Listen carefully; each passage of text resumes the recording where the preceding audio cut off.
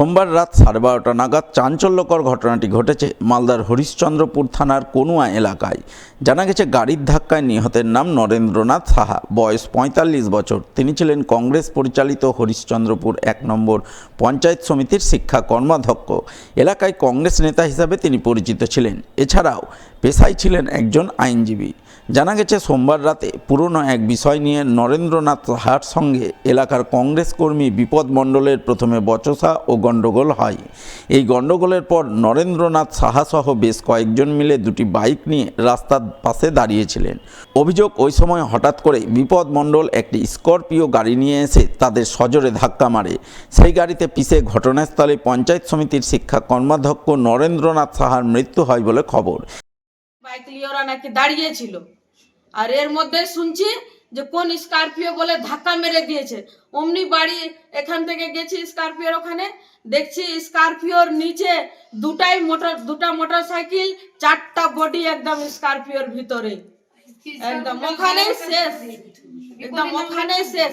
আর ও সবাই বললো ওখানকার বউগুলা যে বিপদী ছিল ড্রাইভার, বিপদী ড্রাইভার কি একজন ছেলে ওকে ধরতে গেছে, ওই যে ভাগ ছিল, কিন্তু বিপদীকে ধরতে পারেনি। ও একদম একদম ধাক্কা মাক্কা দিয়ে একদম আষ্টে পৃষ্ঠে পালিয়ে গেছে একদম। এর আগে গন্ডগোল হয়েছিল, হ্যাঁ, ইন্দ্রাবাসন নিয়ে চরম ঝগড়া হয়েছিল।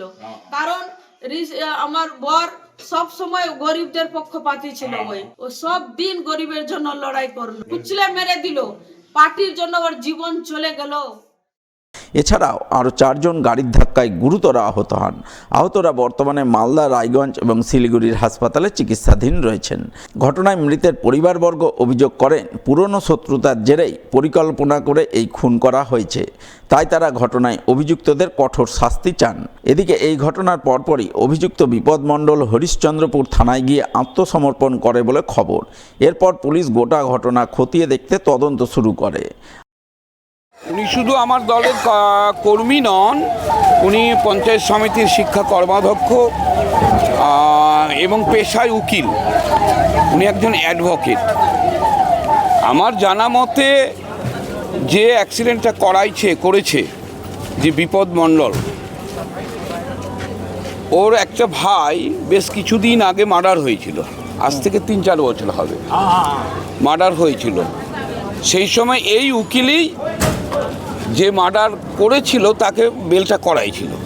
তখন থেকে ওর মনে হয়তো সুপ্ত একটা রাগ ছিল, এবং কয়েক জায়গায় ও রাগের মাথায় বলেছিল যে আমার ভাইকে এরা বাঁচিয়ে দিয়েছে, আমরা দেখে নিব, একে মার্ডার করে দেব। এই নিয়ে সূত্রপাত।